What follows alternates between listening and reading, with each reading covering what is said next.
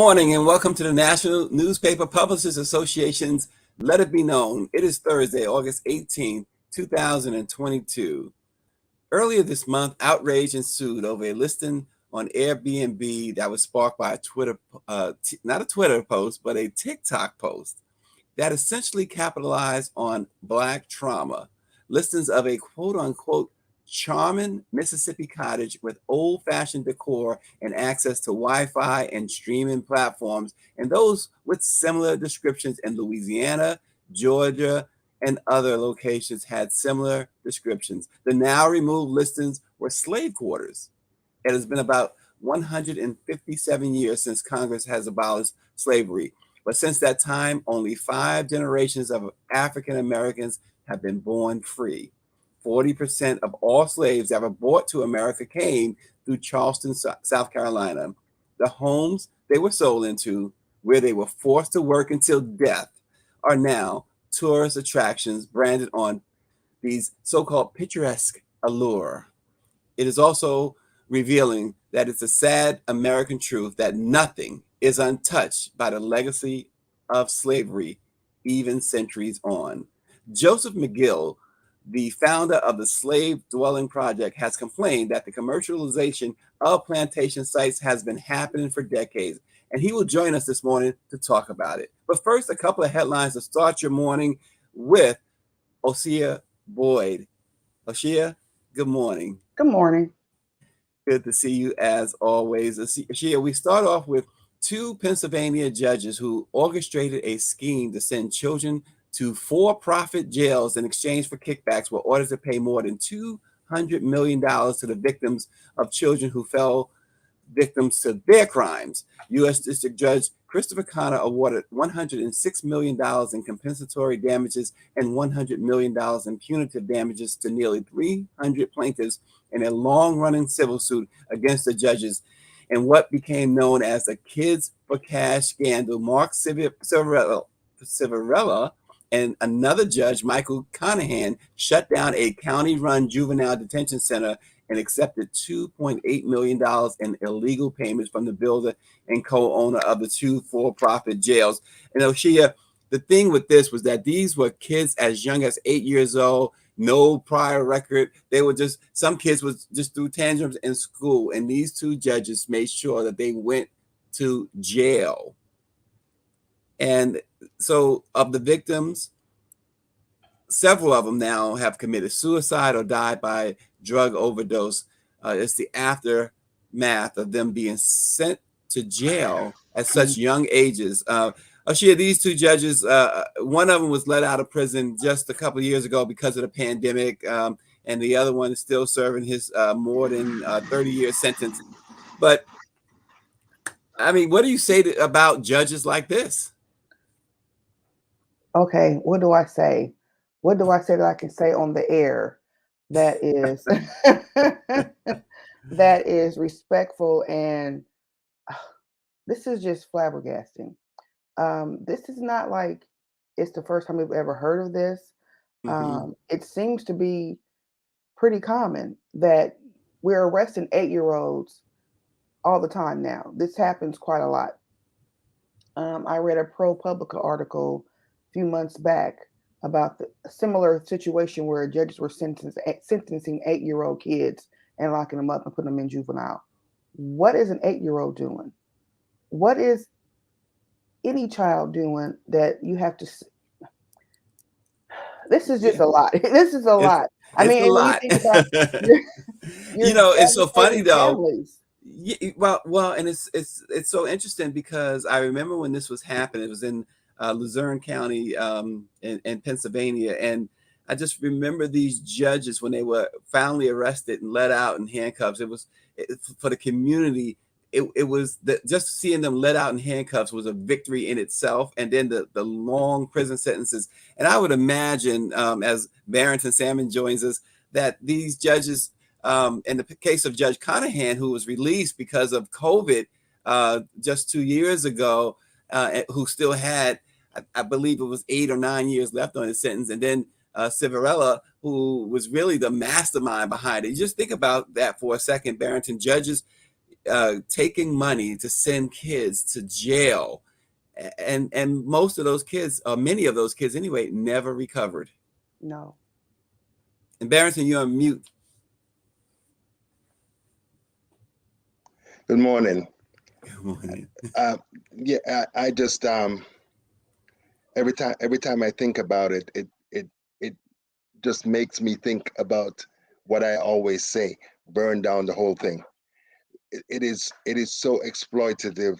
Mm-hmm. It is focused so much on the most vulnerable, the poor, Mm-hmm. black and brown people, and even in cases like this, that judge should never get out of jail, Yeah. regardless of COVID, because Yeah. the damage to the children that these guys have done, they should never get out of jail. Well, and you know, they have far-reaching effects too, because after they uncovered this scheme, the Pennsylvania Supreme Court had to throw out over 4,000 Yeah. juvenile convictions between 2003 and 2008. Far-ranging implications for their actions.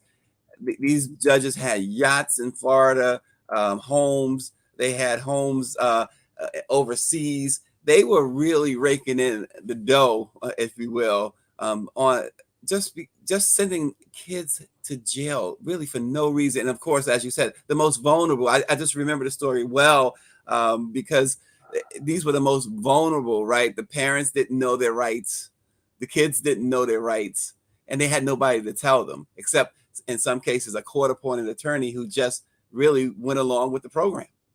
Wow. There's so much to unpack here. There's like so much system exploiting, slave labor, slavery. I mean, these who are these people? Like, how can you be so cruel and callous um that you just see these kids as an opportunity for you to make money and for you to get rich? And then I know these judges have people in their family who or friends, and they'll, oh, these are great upstanding guys, these are great upstanding citizens. They, Mm. I people, wow, it just blows me away that we still live in a time where these things happen. Yeah. And this whole idea of protecting children, we want to ban books. We want to get CRT out of classrooms. We want, you know, to protect children. We want women to have babies to protect children. This is what happens to these children. We are not protecting children at all in this country. But Children are not cared for. They are not thought about. We have hungry children. We have children going to prison. They're damaged. They're damaged now. They need Damage, totally. years and years of therapy. And this judgment really confirms or reaffirms, I should say, not confirm, but reaffirm how damaged these kids, the families, and even the community is because of the actions of these heartless and greedy judges. Barrington, the National Basketball Association has announced that they will be off on election day. The league schedule for the coming season will have all 30 teams playing on November 7th, the night before the midterm elections. The NBA is hoping teams use that night as an opportunity to encourage fans to get out and vote, plus amplify the need for civic engagement. But on November 8th, which is election day, no NBA team will have a game scheduled for that night. Teams are being encouraged by the league to share election information such as registration deadlines with their fan bases in the weeks leading up to November 8th. So this decision came down, according to the NBA, because it was out of the NBA's quote unquote families focus on promoting nonpartisan civic engagement. There's been a long cry for election day to be a holiday. And I seem to recall, and Barrington, you and I grew up around the same time, that our schools were polling sites and we didn't go to school on election day, right? yeah, that's true. And it's interesting. Um, these people always talking about American exceptionalism and American democracy, but it's garbage because you go to Europe, you go to other countries around the world, voting day is a day off so that people can go and perform their civic duty. I mean, and if you look at what's going on now, there's lots of folks who would like to vote, but they got to go to work or there are other responsibilities that they have to take care of that prevents them from doing that. So I applaud the NBA, and I hope a whole lot more people do that. But we're looking at it. We're living in a time where every aspect of this so-called democracy is under threat, particularly in the electoral process, as they continue to move to deny anyone who looks like us the ability to vote, to ensure that the white minority is in control for in perpetuity. Mhm. Well, Oshia, the NBA is trying to lead the way here, and perhaps it's a hint to other organizations, other not just sports leagues, but other businesses. I mean, geez, it's 2022. They just thought of this. I didn't even realize this was an issue. I mean, I didn't realize this was an issue that players couldn't vote because, I mean, it makes sense. They're on the road. Well, it's But not saying they couldn't vote. well, they didn't. I mean, it They're was just giving them difficult. that It was day off. difficult. Yeah, Yeah. it made it more challenging. Yeah. And then, in some places where absentee voting had become such a challenge, it just seemed like a no-brainer to me that organizations, businesses would actually help people to vote. And it's and we're seeing that that's become a problem. People don't want you to vote because they don't want to not be in power. I'm just a little, like I said, I'm just a little taken aback that this is just now becoming a thing. But I think anything that we can do to help educate people on voting, anything we can do to get people out to vote, because as Barrington said, our American exceptionalism, people say that because they haven't been anyplace else. They don't know. They don't know. They've never traveled to any other country, and they don't see how other countries handle voting. It shouldn't be this difficult to vote. It really shouldn't. And we should have a much greater turnout than we do. But there's so much suppression that happens, so many things that make it difficult. If you're working, I mean, and we've changed our polling here in Indianapolis. And when I was in school, we had voting in our school, but we actually we still came to school. It was like in a closed off section from us, but it was a thing that you saw people coming to vote and exercising their civic duty, and people just don't feel the same about it anymore for various reasons. Well, politics are so different today than they've ever been before. It's amazing what we see with politicians today. But now we turn our attention to slave tourism, and what many say is just further proof of how the history of slavery in this country is constantly denied and now being mocked. Joining us is Joseph McGill Jr. of the Slave Dwelling Project. Good morning, Joseph McGill Jr. Good morning to you. Good to have you. First, tell us a little bit about the Slave Dwelling Project and why and when did you start this? Yeah, it gets a little difficult to tell just a little bit, but I'll give it a try. Slave Dwelling Project. I've been doing this for 12 years. This idea of finding slave dwellings wherever they are in these United States and spending nights in these spaces, and without the luxuries, sleeping bag, pillow, padding, sleeping bag, pillow.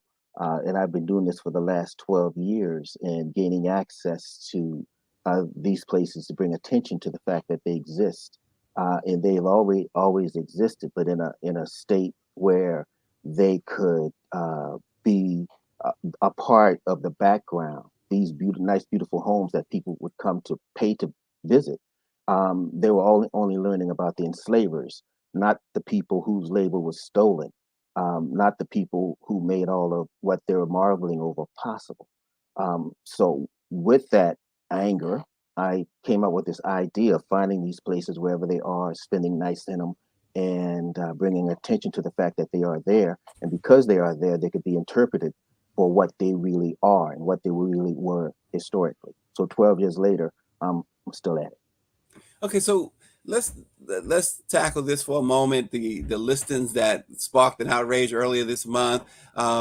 One individual who stayed at the Panther Burn Cottage last October, according to the Airbnb site, left a positive review about the former slave cabin on the listing, writing that the location made them feel like they, quote unquote, were stepping back into history as to glorify the history of slavery. How much does this show about America's willful ignorance of Black history?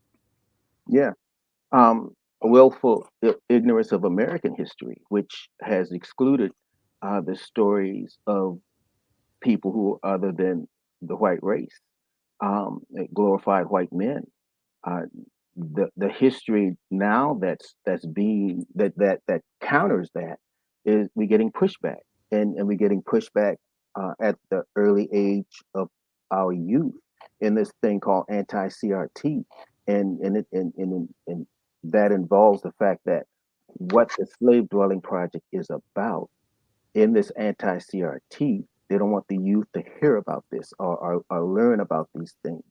Uh, but on top of all that is the implicit bias that makes someone think that renting these places out as a luxurious place to come and experience, that is the total extreme in the wrong direction. I think we should be more focused on using these places to educate people for the true history of what occurred at these sites. But the sites have to be there for that to happen. But here's the other side of that. Yeah. These are private properties, and people can do with these properties what they like. And I say that to say this. There was a case in Missouri where a new owner, white owner, purchased a property and contemplating what to do with it. The historians, the preservationists were all in her ear saying, you got to do it. If you want to preserve this building, you got to do this, you got to do, you can't do that. So in all this frustration, she tore it down. She didn't even be bothered with it.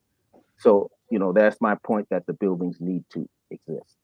Yeah, let me just say too that as I throw it to you, Barrington, Airbnb has taken these all types of ads like this down or listings down, and they have apologized for them. But we see, Barrington, that there are so many things here.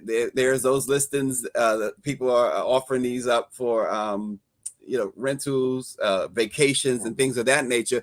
And now we have the slave dwelling project, in which Joseph McGill is trying to bring some more understanding of what has happened and what goes on in the history of African Americans in that slave trade. Barrington, I'm gonna throw it to you. I would like to applaud Mr. McGill for what he's doing. Thank you, sir, for your work. Stacy, all of this is connected. The erasure of our history, the erasure of our contributions to this country, the anti-CRT thing. One of the things that really is stunning to me is how stupid these Trump supporters are. These right-wing people, and when I say stupid, I mean ignorant. They eschew facts. They embrace lies. They do everything that they can to ensure that they're comfortable at our expense.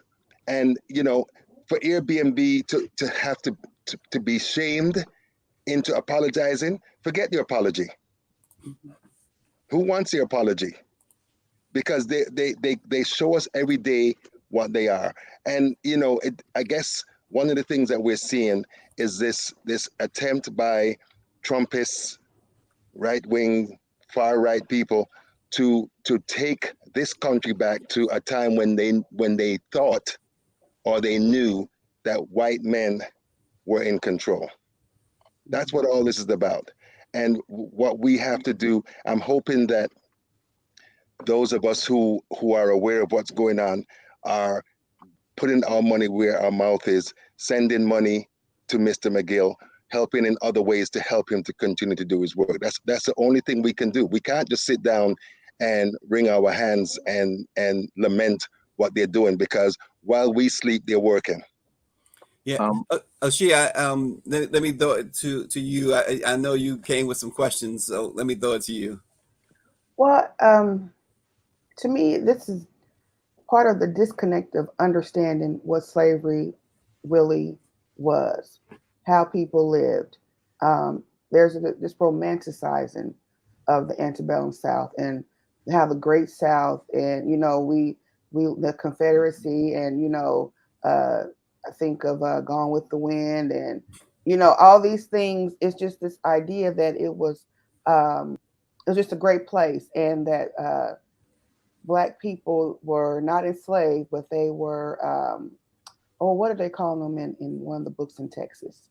And I think Involuntarily relocated. yes, Yeah. and then I know that there was a senator that was called them something besides slaves. I mean, there's this whole notion to turn it around and make it like slavery was such a noble thing to, and people didn't live. They didn't live. They lived well. They were well taken care of. They were always well taken care of, and and this is part of that idea. And it's private property. So because it's off of Airbnb doesn't mean it's gone. It still exists. So this this is a problem because people don't understand what slavery really was. I mean, those slave quarters were luxurious, been turned into luxurious apartments. You know, Nowhere near what they once were. And we just want to erase and forget all of that and just pretend that in America everything was always great and grand for everyone. That is a problem, and I don't know how we solve that problem other than trying to continue educating. But then we get the pushback of no CRT. Anything that's Black history now is in jeopardy of being taught. Yeah.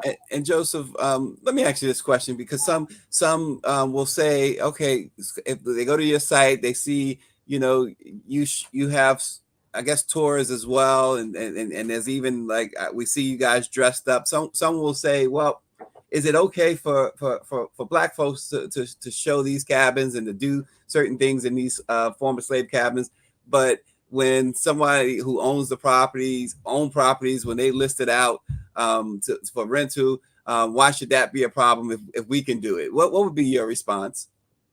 We're not doing it, except for when anyone can come with me and sleep in one of these places. And if you sleep in one of these places, you're not having Wi-Fi and all that's not happening for you. You bring in a sleeping bag and you're sleeping on a floor, as I will do with you in that place. But before we do that, we're sitting around a campfire and we're having a conversation similar to what we're having a conversation about right now. We got Black folks, we got white folks. We're talking about racism. We're talking about Confederate monuments. We're talking about weddings on plantations and Uncle Ben. Should they still be there? Aunt Jemima, should they still be here as an image? We talk about the death of George Floyd. That's what we do in these places. So that's my angle for doing this. But on the other side of this, you get the implicit bias in the fact that the Airbnb owners see no wrong in what they do. I think the only thing that's brought them to this place that they are is the fact that TikTok now exists. It's introduced them to a new audience, but it's always been going on. I've come across many places that use for much worse things, bathrooms. And again, my point is these are private places, private owners. They can do with these things what they want. But here's the thing. I think that if we come at it from an angle is, say, if a person coming to your place knows the history of this place and know that what they're contributing to will go into a reparations fund, then it will put that person having the desire to stay in that place, in a place where he knows that he's also contributing to a reparations fund. So that might be that's an excellent idea. So that is an excellent point, That Mr. again, McGill. all the tourism. What do you say, Ashia? That we're not contributing to that. Are you kidding? Yeah. Yeah. And listen, I want to lift up a question from David Youngblood, who's watching. He says, "I'm pleased to hear, Mr. McGill, that you are documenting these places." He says, "Can you tell us the most impactful places you visited?" And obviously, we only have a couple of minutes, but he says, "Do any of these places need particular mentioning?" Yeah. I've sat around the campfire at Monticello, the home of Mm. Thomas Jefferson, with the descendants of Sally Hemings and others who were enslaved there. And the conversation was about Sally Hemings, Thomas Jefferson, consensual and non-consensual, and it almost got into a fist fight amongst the descendants of Sally Hemings and others who were enslaved at that plantation. Texas, I went to Seward Plantation in Brenham and stood on an authentic auction block and thought about people standing on auction blocks and having to bear their backs to those potential buyers to show those potential buyers that there are no marks on his or her back, the sign of a person who's been beaten. And you don't want to buy that person to insert amongst all your docile and broken enslaved people to give them ideas of freedom. So that was a very impactful moment. Sitting around campfires and having people reveal things about their father being a member of the KKK, or they know someone who mimics a guy who went into that church and right here in Charleston, South Carolina, took out 9 lives. They make these confessions around these campfires, and they talk about their ancestors being slave owners, and it's like they want to. It's like a confessional, but it's all a part of the process, and it's all about learning. Yeah, Ashia, real quick, I know fabulous producer Greer had asked about whether should Black people profit from tourism of slave cabins, and what Mr. McGill described there of having folks come in. If they're paying, it should go to a reparations fund. Give us your thoughts, Ashia, on that, and any questions you might have in response to it. I'm of two minds because profiting off of something that was so awful, but then at the same time, if it's something to help the descendants of those people, it's so I don't know. I don't know that there's a right answer. I think there's probably a better answer, something we can do better. But I definitely think these places should not be um, tourism for a party and fun. It should be tourism that's educational, that's solemn, that respects the history and respects what happened. And so, what Mr. McGill is doing, I applaud. I appreciate. Um, yeah, this is just Yeah. it's a lot to think about. It's a lot. It's a lot. You can't cover this all in 20 minutes. Barrington, I'll give you the last word on this. You're on mute, Barrington. The young lady, I'm sorry, I don't remember your name. You are so right. There were no simple answers here. It is a complex issue. It is an emotional issue, and I guess we have to just continue moving, trying to figure out the best ways, the different ways to do this.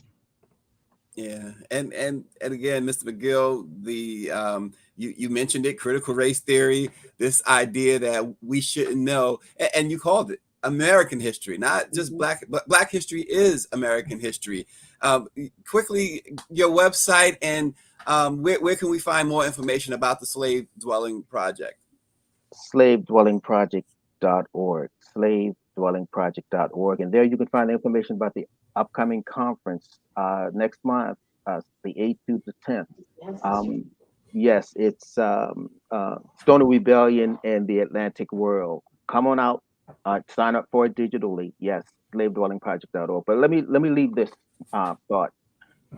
Let's not this just know that Airbnb is the moment. Historically, it was the insurance companies insuring us as property. It was the banks holding mortgages on us as property. It was those places benefiting from the cotton that was being picked. Those northern states that were benefiting from the cotton that was being picked. It was the complicity of us as a nation, not even thinking of this as an institution, in the sense that when South Carolina seceded from the Union on December 20th of 1860, New York, for a brief moment, considered seceding also because of this financial investment in that institution. So I do want to leave with those words. Well, we definitely appreciate it, and we can see the history and the knowledge that you have. So I can imagine those folks who visit you at the Slave Dwelling Project, the lessons that they can learn. Thanks a lot, Joseph McGill Jr., and thanks to Barrington Salmon and the O'Shea Boyd, our old friend. We always appreciate her dropping in. Thanks for watching Let It Be Known. Tomorrow, join us for a special show. We have Ja Rule is joining us, as well as the sounds of blackness. Have a great afternoon, everybody, and we'll see you then.